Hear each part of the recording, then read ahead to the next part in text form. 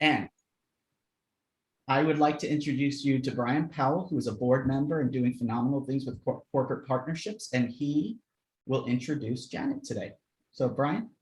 Yeah, thank you, Michael. So this one, yeah, it's gonna be different, right? So like usually when we come on and we introduce a coach, they'll give us their long list of accolades and we'll have this bio and they want us to read it line by line. Like, not gonna do that. It's not gonna happen, right?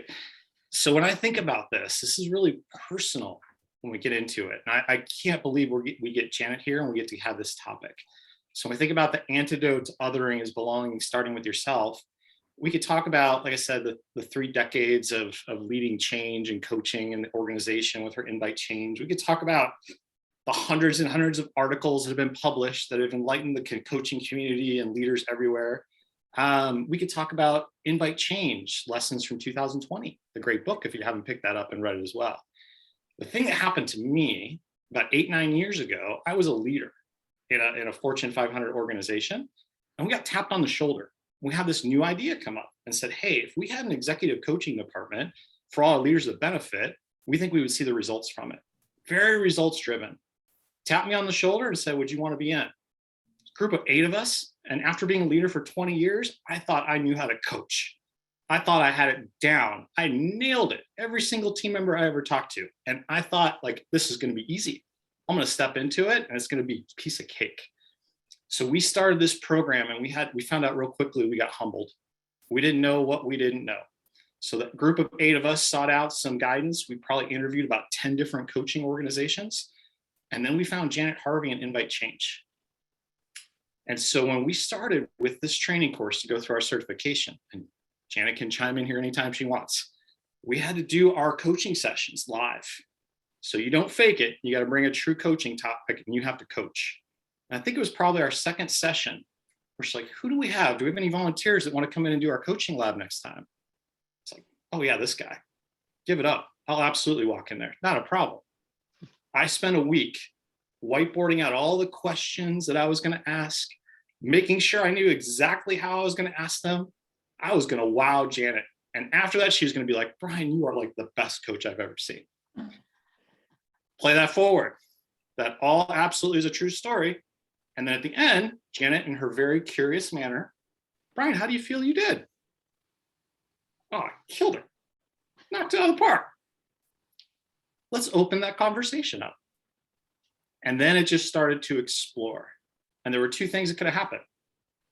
I talked about like really thinking about the ego that was driving me. So I could have walked away and gone to another coaching company, or I could have had someone who really cared about me passionately as a coach, saw it inside me, and really started to give me that introspective. And so my transition started there. That was about 9 years ago. I learned about our wonderful coaching community. I loved how we're all different. We don't need to be the same. That's the beauty of it. We're all artists in our own way. And Janet and her organization invite that. And so like I said, my journey started 9 years ago. I found the value in being a coach, and not for the sake of being a coach. It's the impact that we all make into our community, into leaders, into our own personal lives. That's my personal journey. And I hope this is the start, if you haven't met with Janet before, that this is the start of your personal journey. So without further ado, I would love to introduce my friend, my mentor, and just a fabulous human being, Janet Harvey. Hey. Great. Thank you, man. That was lovely. I don't think I've heard you tell that story. That was so wonderful.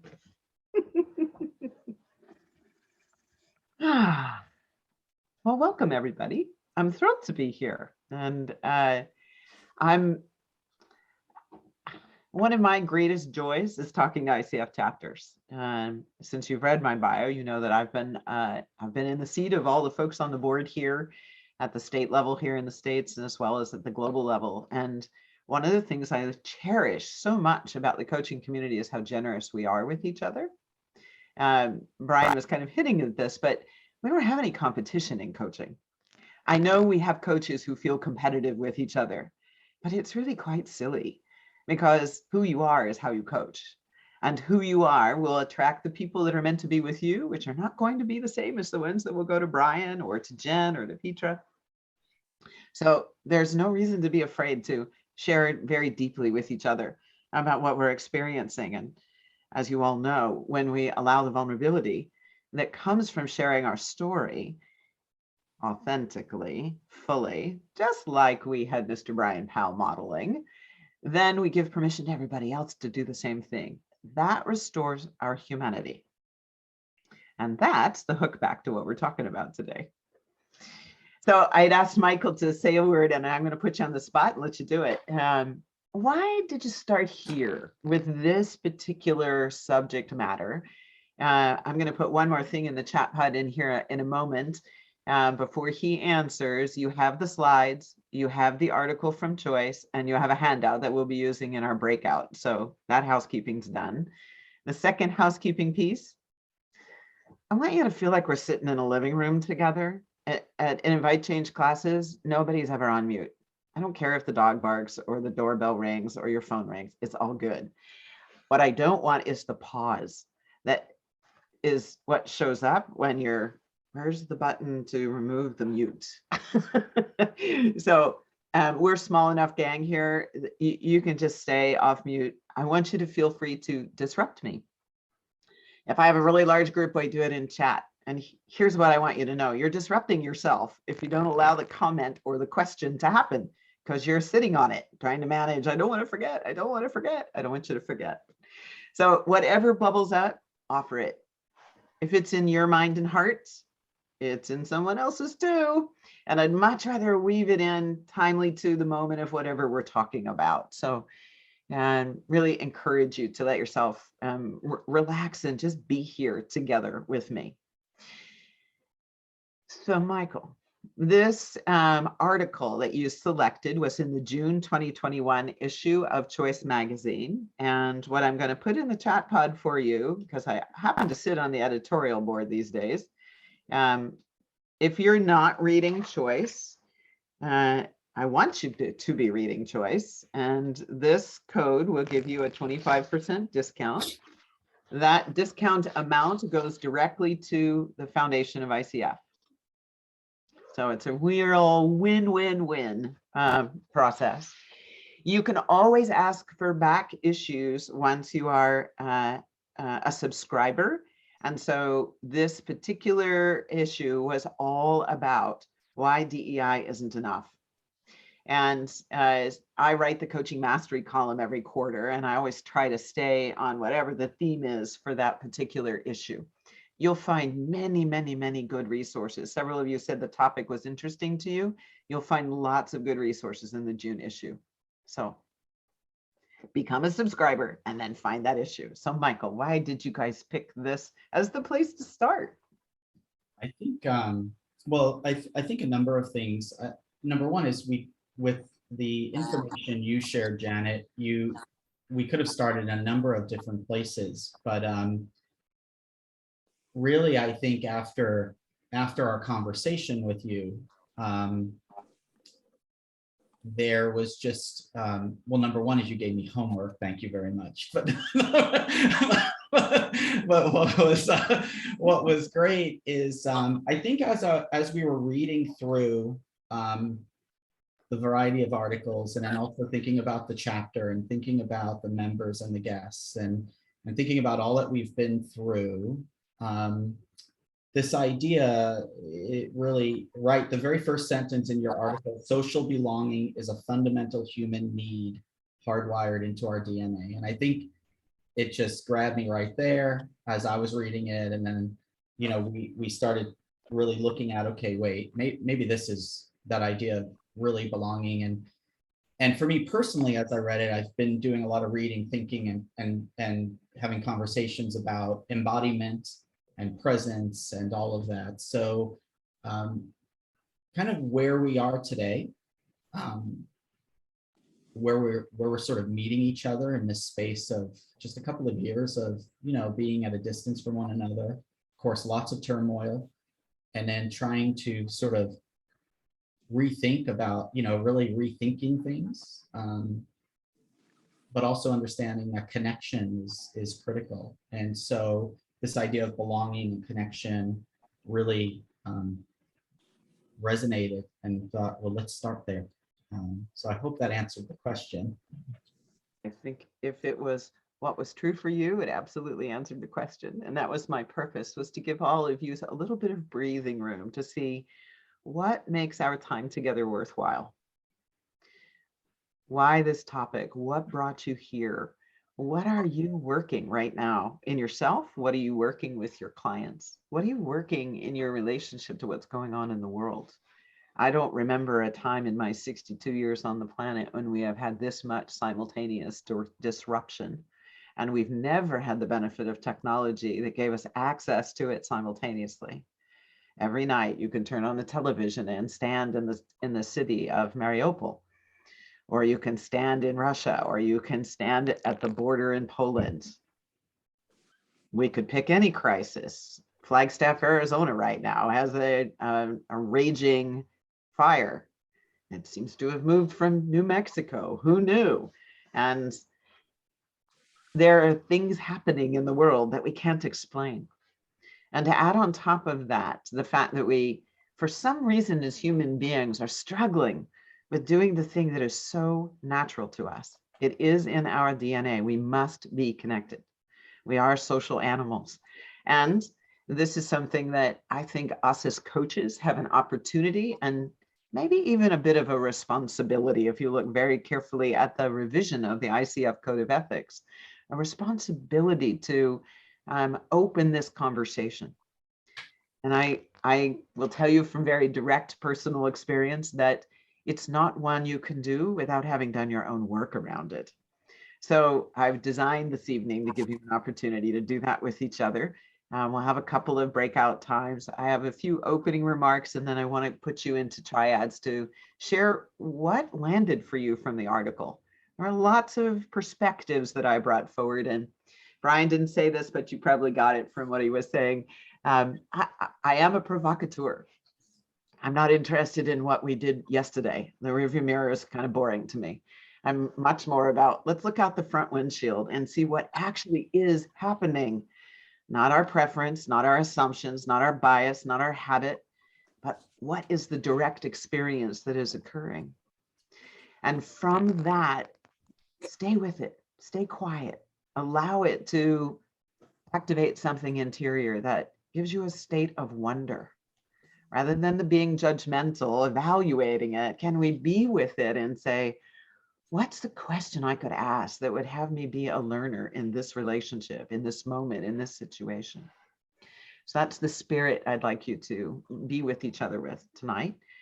And before we go into the content, I want to give us a poem to attune to that came across my transom about a week ago. And it's from one of my very favorite teachers who's no longer with us, unfortunately, John O'Donohue, Irish mystic, poet, psychotherapist. Many of you might know him from the Anamkara and the many, many, many books he's written. So push back from your desk a little bit, set your pen down, and if you're comfortable to do it, soften eyes, close your eyes. And as I read this, sense where it lands in your body and let it be a bit of nourishment for you. May you awaken to the mystery of being here and enter the quiet immensity of your own presence. May you have joy and peace in the temple of your senses. May you receive great encouragement when new frontiers beckon. May you respond to the call of your gift and find the courage to follow the path. May the flame of anger free you from falsity. May warmth of heart keep your presence of flame and anxiety never linger about you. May your outer dignity mirror an inner dignity of the soul. May you take time to celebrate the quiet miracles that seek no attention. May you be consoled in the secret symmetry of your soul.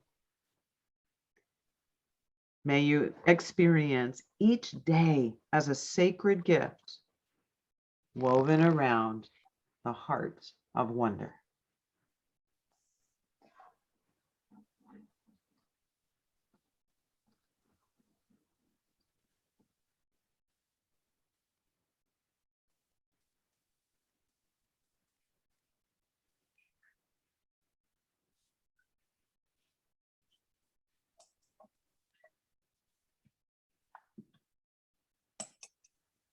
Welcome back.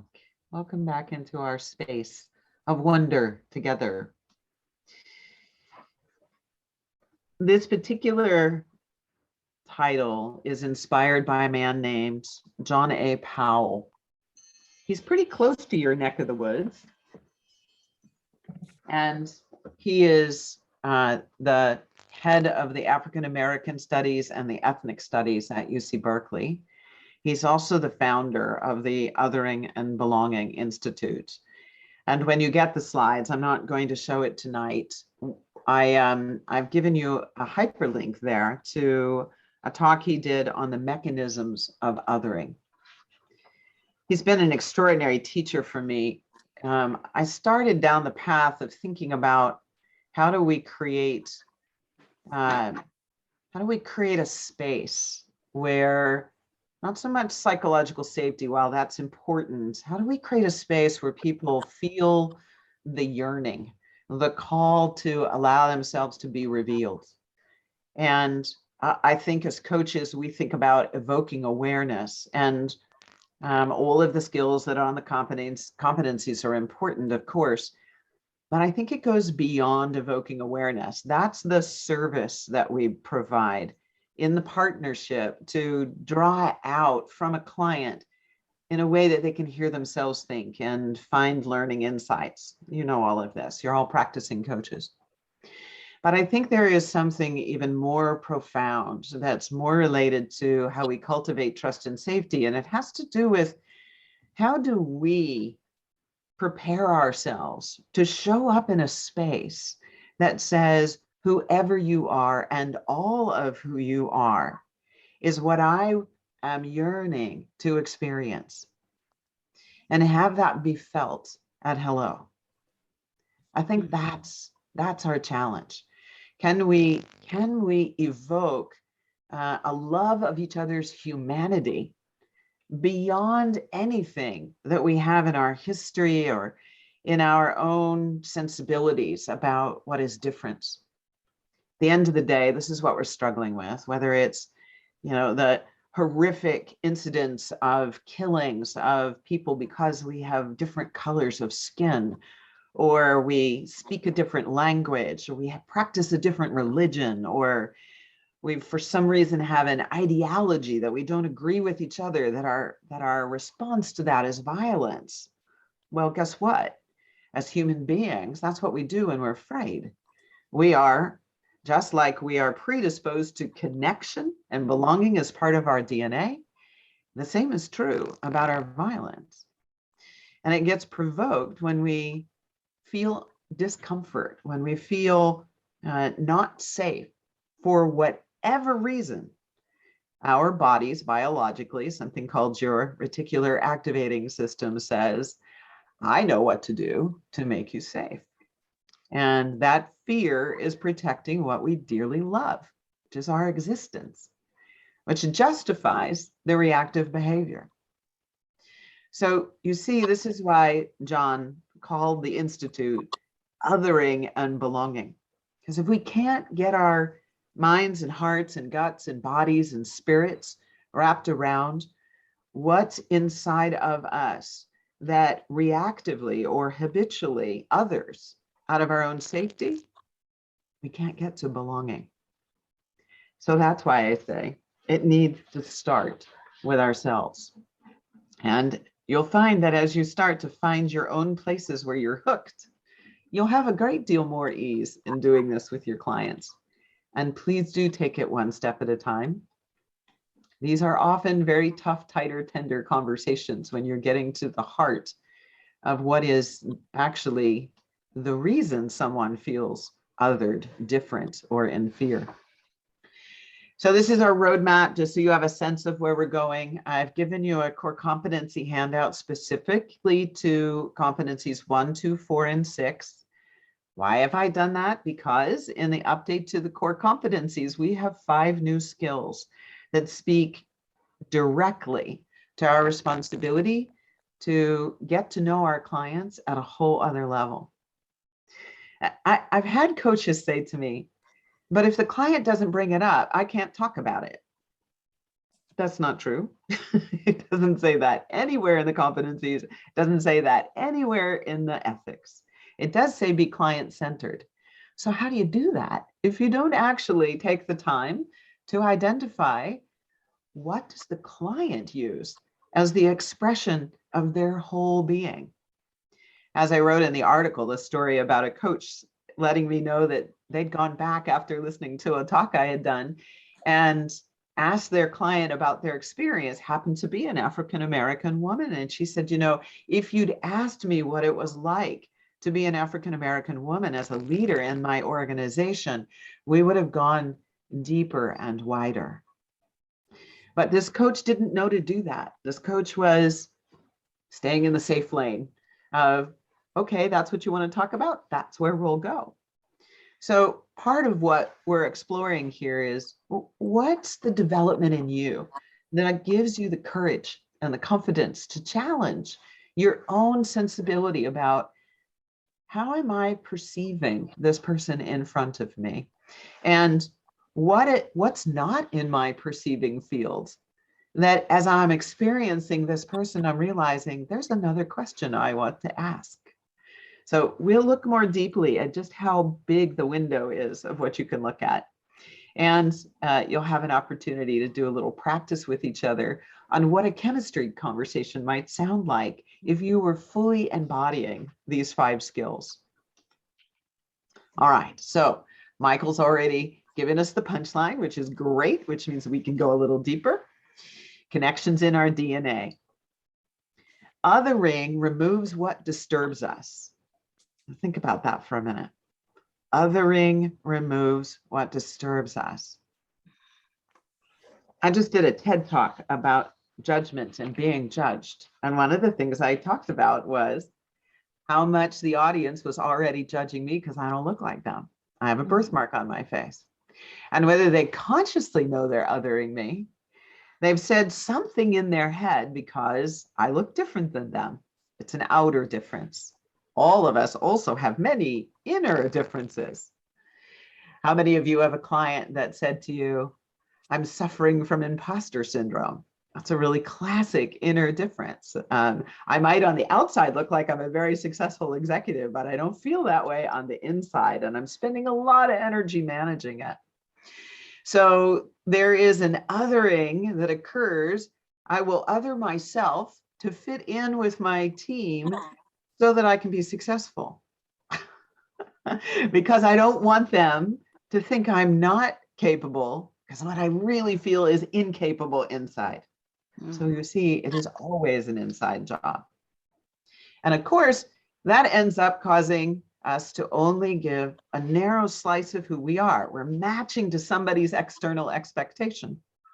So othering denies our humanity. And more often than not, it denies the real essence, the bubbly part of a person, the capacity that they carry that's only theirs to carry. They don't get to see it because they're busy managing, fitting in. That is not the same as belonging because it's motivated from protecting from the othering. Belonging requires consciousness. It's not an abstract thought. Belonging comes when we have a direct experience in a particular environment, situation, relationship, one-to-one, one-to-many, doesn't matter. All of these are important to examine. When my experience is one of being received with respect and dignity for exactly who I am, not what I'm not yet, not what I was, but who I am right now. Think about how many leaders you might work with who who say, well, I have these two people on my team and they're kind of my go-to, and I have these other two. Well, they sort of get the work done, but I don't give them the special assignments. And I have these other two that, oh, I really wish you could coach them out of the organization. That leader doesn't see those 6 people. They've got a perspective. They've got a lens that they're carrying, and they've othered. They've othered to the point that even if those middle of the road folks, or the ones that they think are not performing, were doing something different, they couldn't see it because they've othered in order to protect the 2 that they think are great. And if those 2 that are great fall down on their knees, they won't see that either, because they need to know to see them as great. So othering isn't just bad, by the way. Othering is othering, as opposed to seeing the full authenticity of who someone is. So our skills as coaches to listen to more than the words are really, really important. How many of you know Dumisani Magda? I can never say his last name. Forgive me, Dumi. I've known him for 20 years and he still teaches me. Magdalena, there we go. He's your current vice chair on the ICF Global Enterprise Board. He's from Zimbabwe.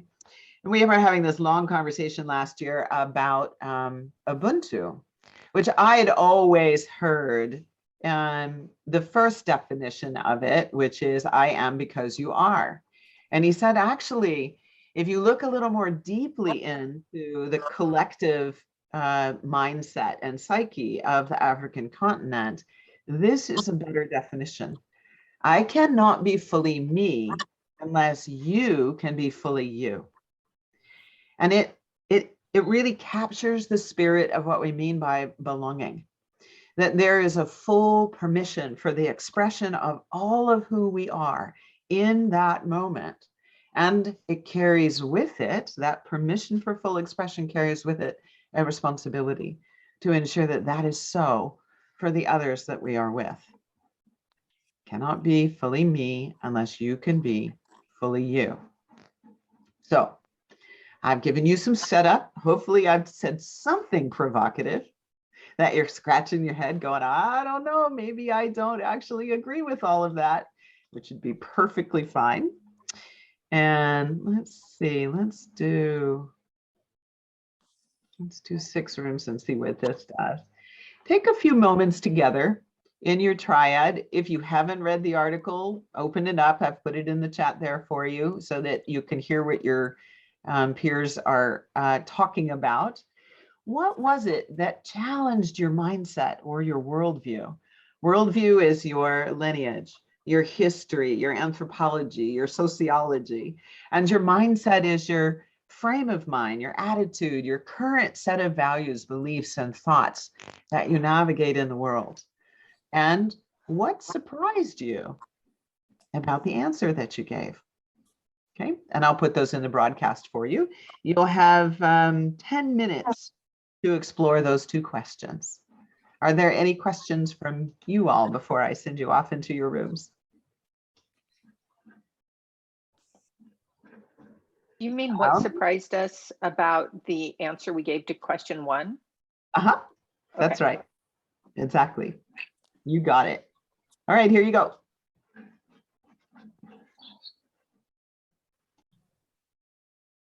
And welcome back, everybody. Did you have fun? Fun connecting? Yeah, good. All right. Popcorn, anybody want to say something that, what surprised you out of your conversation with each other?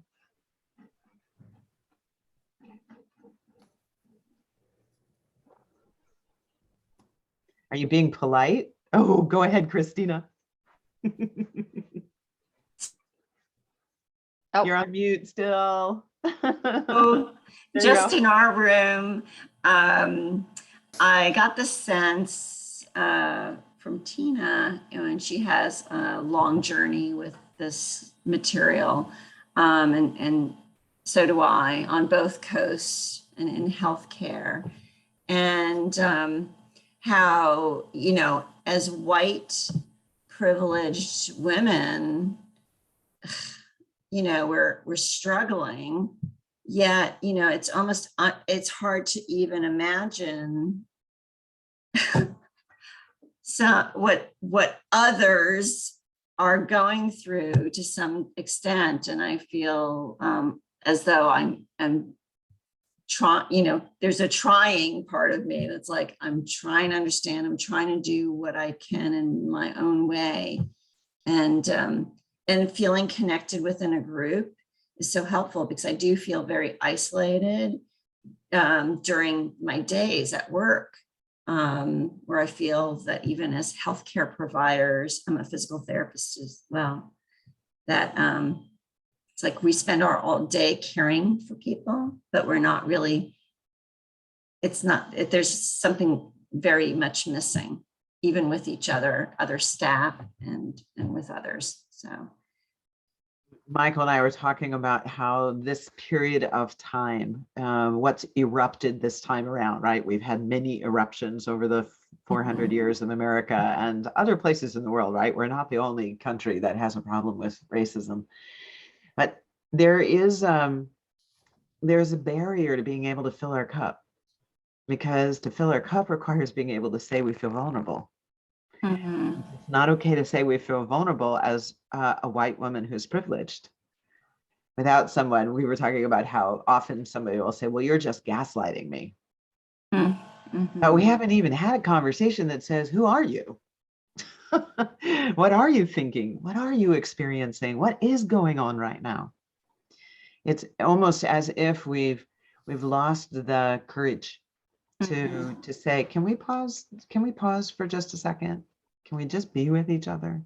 I actually, maybe Tina, you've come across this. There's a wonderful neuroscience who's been looking at the neuroscience of difference.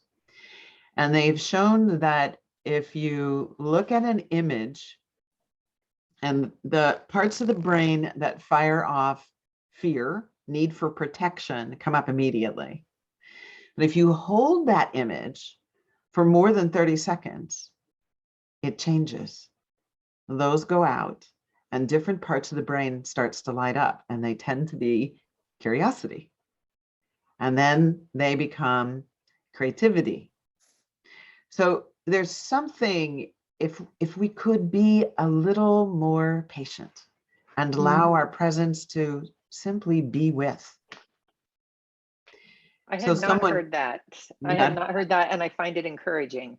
Yeah. Yeah. You know, it reminded me when I came across it, I used to do a lot of work with couples who were having trouble communicating with each other. And a lot of the time we would simply sit quietly. Don't say anything until I ring this bell. Just be with the upset that you have. And it's so fascinating, because if I would go for a couple of minutes, one or the other would start laughing. And if I'd go 3 minutes, they'd start to look in each other's eyes. So there was some indication to me that there's the quality of presence that says, I'm all in here. I want us to see and experience and be with our common humanity, our common interest, our common purpose, whatever it might be. Something else becomes available, and the body knows it in a way that our minds can't quite get the cells to match up. And of course, isn't everybody out there walking around in low-grade trauma right now? We have 2.5 years, and we just have a whole nother set of things, as I said in my opening remarks. So you all know that when trauma is present, something unexpected, something that's isolating, what Christina just said, something that is keeping us from access to our resource, we can't get to the front of our brain that's going to think about action. And this is the problem. We can't take action on racism or sexism or any ism, anything structural, if we're operating out of a trauma state. We'll just repeat the history.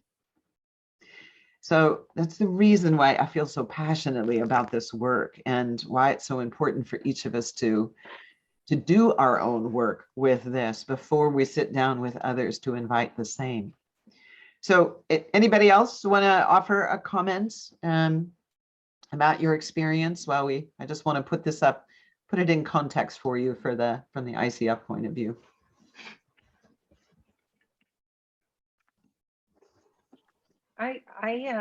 What I shared in the group was what kind of, and this is part of what brought me here today, is I'm part of a DEI group that is all about wanting to create a world with diversity, equity, and inclusion. And recently we were in a conversation, and the conversation turned to political differences. And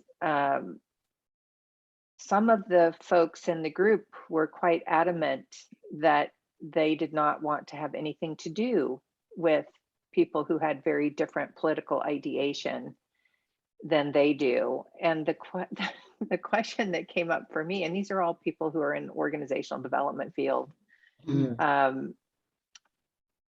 was like, how do we ever start to come together and create any unity in this country if we say we're about belonging and inclusion, and yet we're shutting this whole group of people out? How does that work exactly? It doesn't. Yeah. It doesn't. Yeah. And you're going, I think, Tina, right to the heart of this. So I'm just going to pause here for a second. Like I said, you'll get the slides, but keep in mind that the values have changed in the ICF to evolve and reflect the awareness that there were some things systemically in the coaching code of ethics and in our value system that was exclusionary. And it's going to take all of our work to remember, oh, that was my habit. Let me pause for a second. What would bring more equality here? What would bring equity here? What would bring humanity here? So the first step to Tina's question is to acknowledge there is a rupture. These people are doing the exact opposite of what their role is. And the next breath needs to be with the passion of that. Because when we're holding othering, remember, it's fear that's operating, and it's fear that is protecting what they love most dear, which is what? It's an I word. Does anybody know what it is? Identity. Identity. Identity. Exactly. And gosh, weren't we all trained to build our identity? How many of you have been to, personal brands or find a sponsor in the organization, build your identity as a professional? We've all been taught this. One of my dearest friends, Esther Jones-Alley, a coach, she's also an ordained minister, and she'll say, I tell all my white friends, if you woke up tomorrow black, would you know what to do?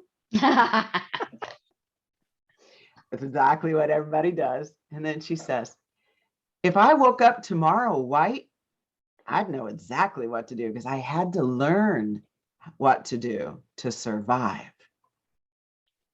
Now that's the racism, color of skin. You will hear a pretty similar refrain from Asian Americans. You'll hear it from Hispanics. You'll hear it from anybody that's mulatto of any combination. I actually personally feel that we're going to get to a point where there'll be so much combination that there are some who say to me that the Gen Z, gender fluidity and skin color fluidity and ethnicity and spiritual tradition is blending to a point where they don't see it at all. So all the rest of us who aren't that young anymore, we've got work to do to pay attention to what gets activated in us. What is it that we're losing? Because it's an illusion. False evidence appearing real. We're not missing out. There's no people's opinions that we need to pay attention to. There's nothing about not being important. Of course we are. You wouldn't be breathing and on the planet if you weren't important. But as coaches, what these 5 skills are speaking to, and I'm just giving you the verb side of it here, identity, is sensitive to identity, of a responsibility to check this out, remains aware to how is it operating. Now, that might start for some of you with, ooh, that makes me uncomfortable when I'm hearing that, right? That you hear language. One of my favorite coach students right now uses the word dope all the time. Well, when I was her age, that was about smoking pot, but now it means cool. And I have to rewire my brain every time I hear her use the term. So remaining aware of our own biases and preferences and habits that are filtering how we're receiving another person. Breathing, staying there a little longer, and let your wonder start to naturally bubble up. Seeks to, so being intentional about exploring context and content with the client before they're leaping into story. Pause for a second. Describe for me what you're experiencing in that moment. Help me see through your eyes. Help me understand what the influence and impact was on you.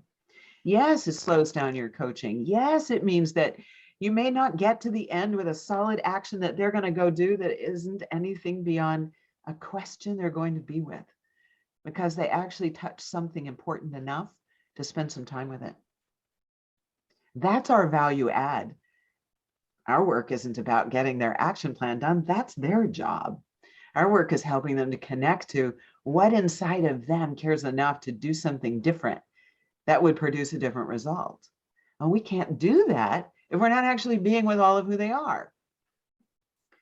Demonstrating respect for and considering how might all these pieces and parts of who this person is help them make a different set of choices. Because at the end of the day, that's all we really have is the power of choice.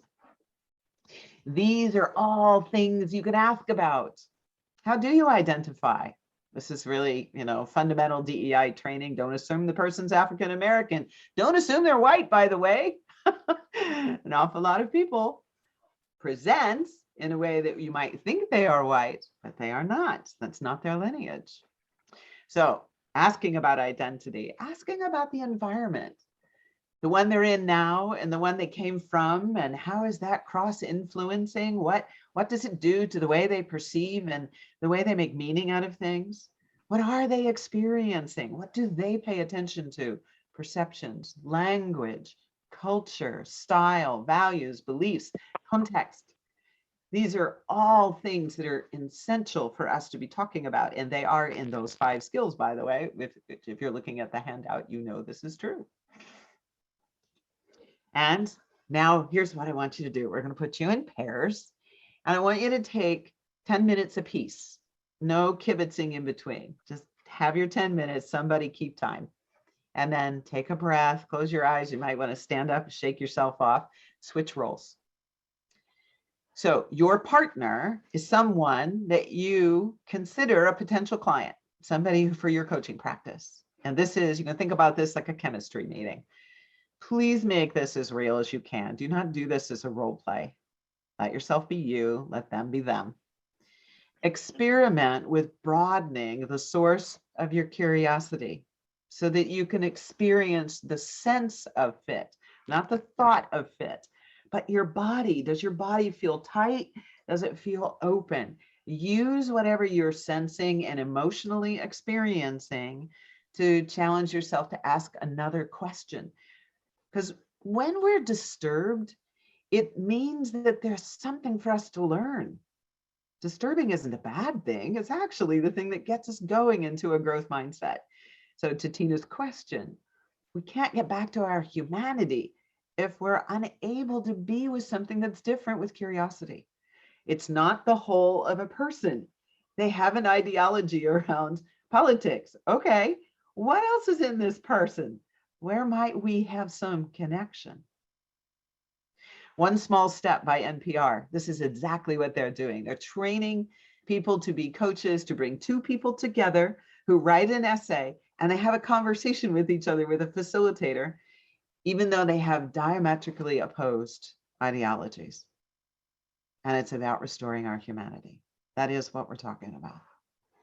All right. Any particular questions with the instructions? You going to have fun? Okay, let's see. How many of us are we? 10 minutes is for one. Are we You'll be both gone- going? You'll be gone for 20. Okay. You'll be gone for a total of 20, so 10 each. If you really must talk, you might have to take it back to 8 because you do need to come back in 20. Okay, here you go.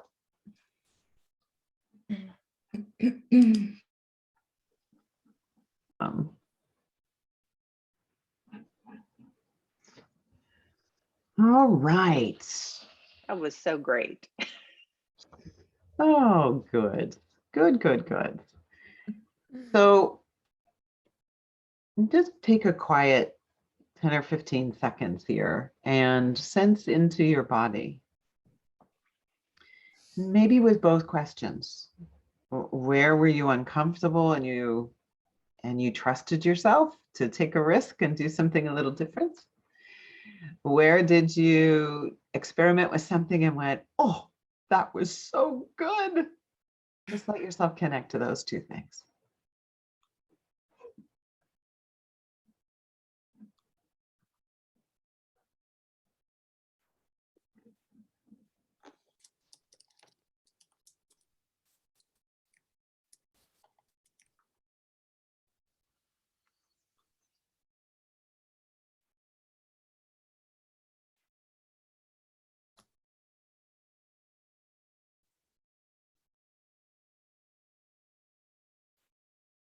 All right.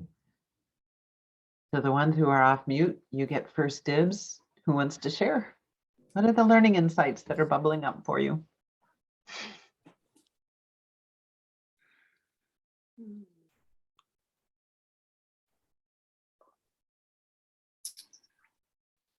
I'll just go. I was completely uncomfortable, like asking those forward questions, and I'm like, what the heck?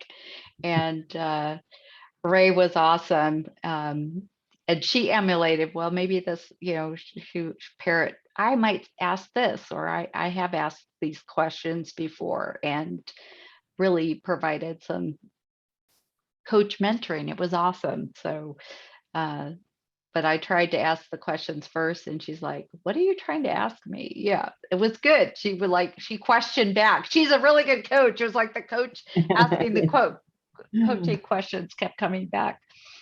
But it's not as easy as it to ask. My own self got in the way. Right. We're not in practice, right? We have a habit, Yeah. a certain way of going. Michael and I were talking about how we conflate politeness with respect. They aren't the same. Politeness shields. We hold back. We do the thing we think somebody wants us to do. Right. And so the respectful thing, which is, who are you? So simplicity, Ellen. Yeah.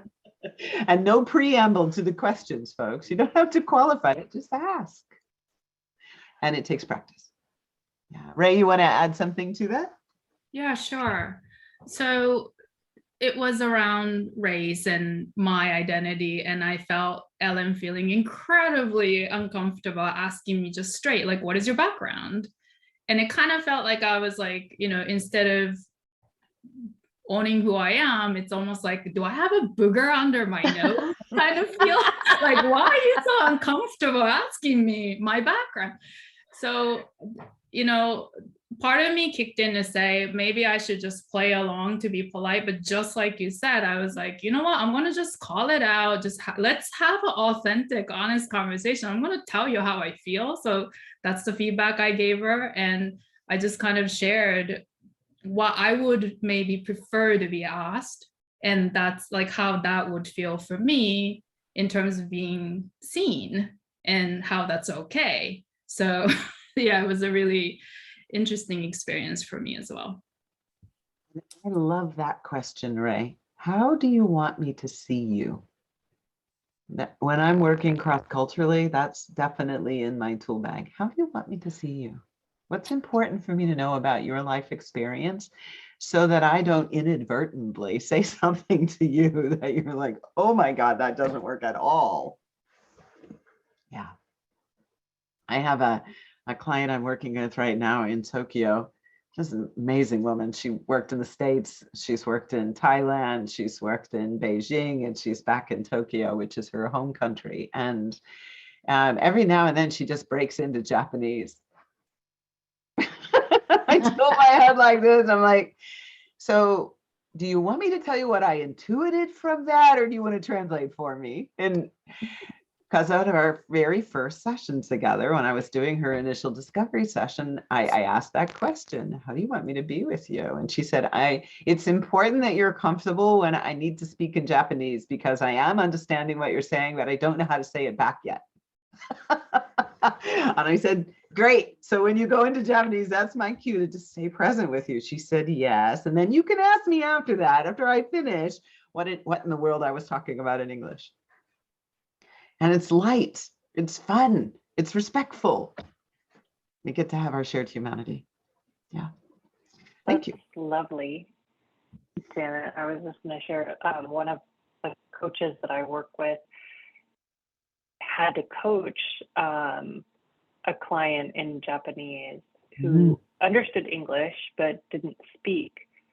And so she just had to get real curious. She talked about this experience of about 20 minutes, hoping that she's, inferring and asking the right questions. And it was interesting because there was a translator there that helped. And, and then this individual was able to share back, like, it actually was very helpful to be able to answer the questions that were coming naturally and intuitively, even if it was in their own native language. But definitely some uncomfortability on the coach's part, navigating that journey, but then building that empowerment of, okay, I've got this as long as I stay curious, as long as I stay present, as long as I stay focused on this other human being sitting with me.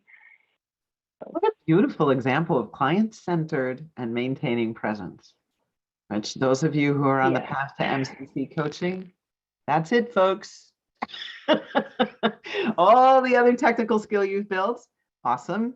It recedes to the background. And the real work is, will I give myself full permission to see the wholeness of this person in front of me? Trust them that they know exactly where to go with it, and trust myself in my presence that I will have the right thing that just bubbles up, and there you go. Simple. We know so much more in our bodies and our hearts than we know in our heads. Right, Brian? Oh, yes, absolutely. It's a 9-year lesson for me, right? I keep learning it. Every now and then I think to myself, I've actually got this one CMO that chief medical officer that I work with. And I'll just look up at the screen and I'll say, okay, I have totally gotten seduced by the topic that you have brought today. We are no longer coaching. We need to stop. She just laughed. She goes, yeah, but I was really enjoying what you were saying. I said, I know it. That's not the work. Have your humanity, right? We're all perfectly imperfect. And it's a good thing, because that actually gives us more agility to be in the world in the way that can meet the change that's always going on with us. Anybody else want to share? Well, I had in both breakouts, I made the assumption that I knew how to pronounce somebody's name and learned that twice that I had it wrong, but I had the opportunity to get it right. And the first time I actually checked to see if I had it right. The second time I thought I had it right. I was like certain I had it right. But I was completely open to being corrected. Yeah. And I think I got it right after that consistently. So that's a really good practice you're bringing up, Tina.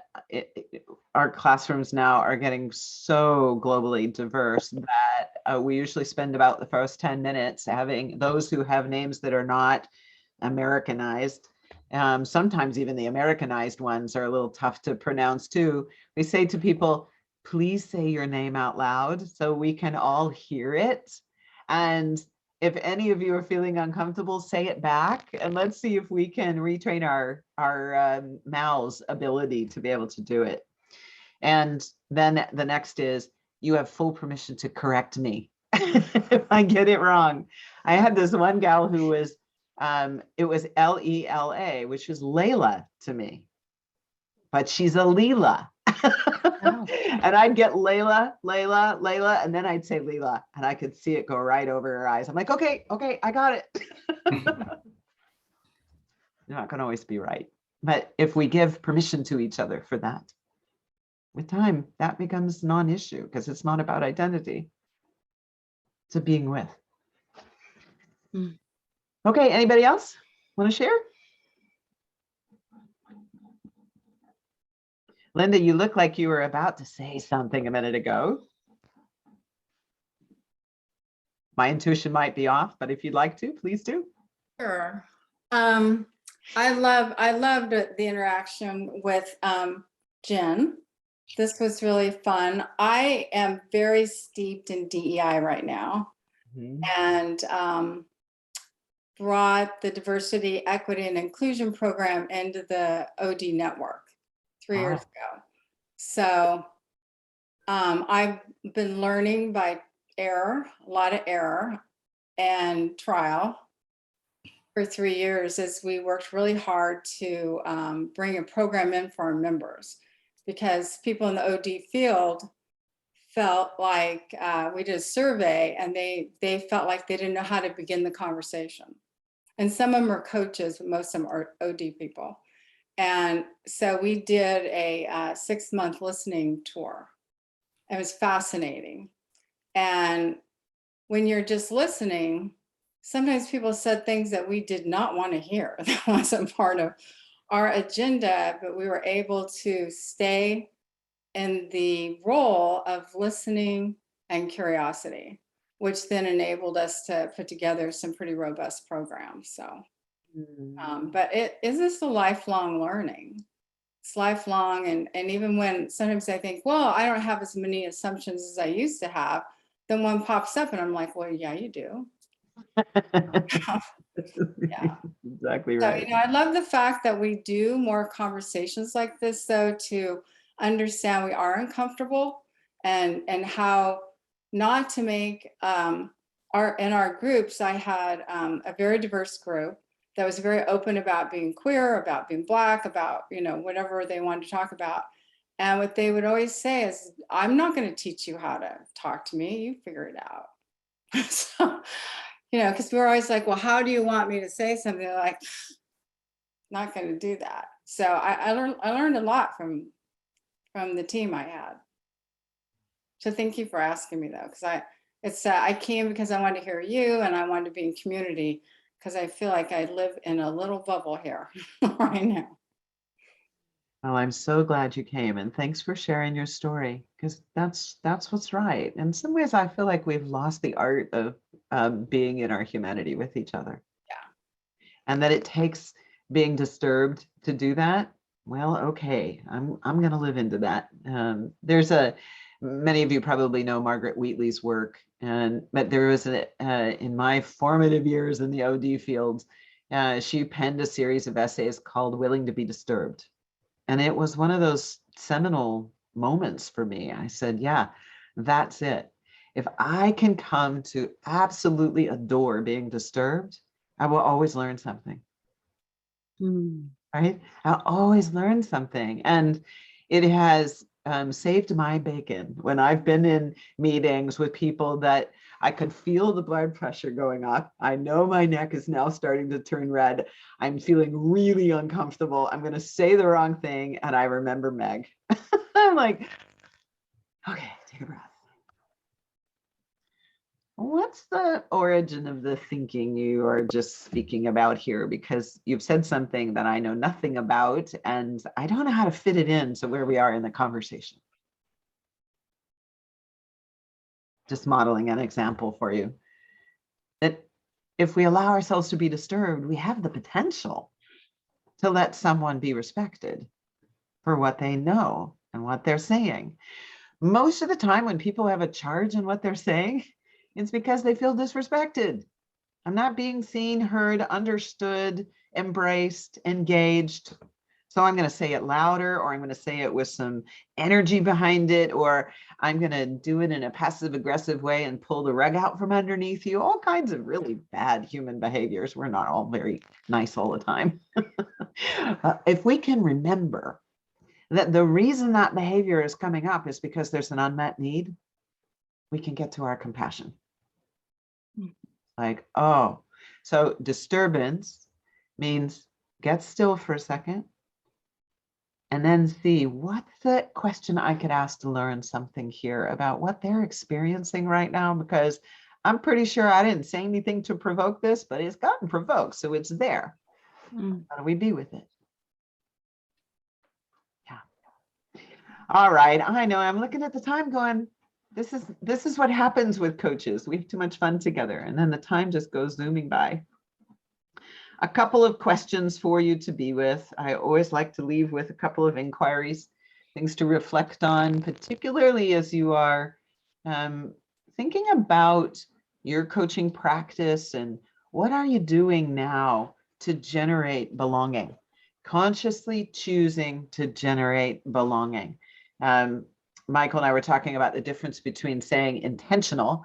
Well, that wasn't my intention. It wasn't my intention to make you uncomfortable, which makes the person who's uncomfortable even more uncomfortable. It's like, I don't care that it wasn't your intention. It did make me uncomfortable. The question is, have we been deliberate? Were we taking the time to look at our motivation and make a conscious choice to bring something forward in a respectful way? And if we don't, to be able to say, I'm sorry. No post-amble. I'm sorry. What's important for me to learn here so I don't do that again? If we could help leaders do just those simple things, it would be good.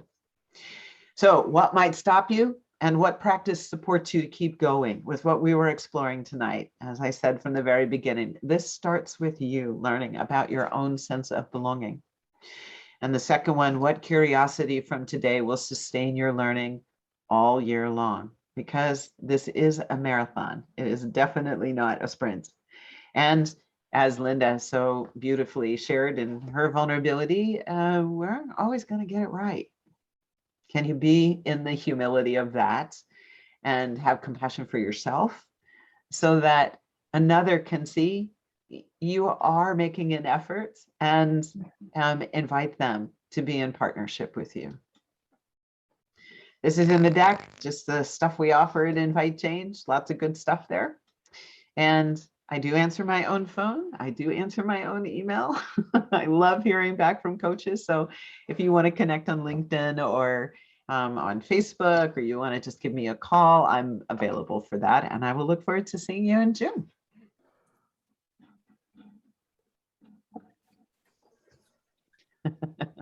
Make more noise. Yes, thank you. Thank you. Do you want the recording on for your networking? No, we can shut off the recording. But before you shut off the recording, Petra, do you have? I think you're up. Oh, I was in such awe still. Thank you, Janet. This was just such an inspiring and also insightful conversation. I think I hope it was as much as it was for me.